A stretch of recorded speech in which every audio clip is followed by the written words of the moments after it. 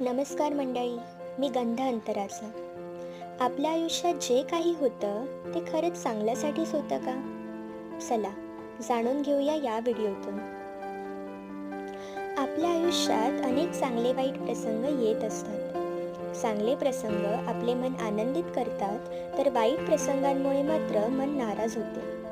काही कठीण प्रसंग तर मनाचे पूर्णपणे खच्चीकरण करतात.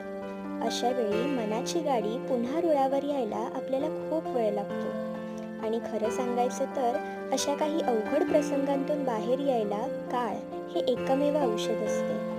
आणि जेव्हा आपण त्या वाईट अनुभवांतून बाहेर पडतो, तेव्हा मात्र आपण नव्याने उमलतो.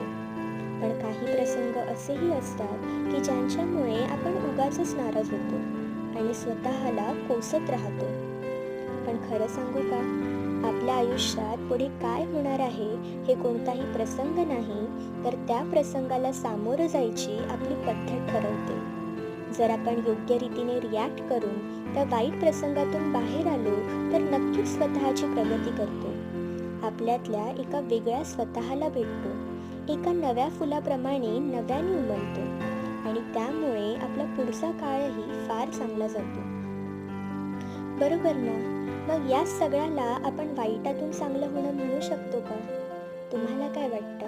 कमेंट्समध्ये नक्की सांगा.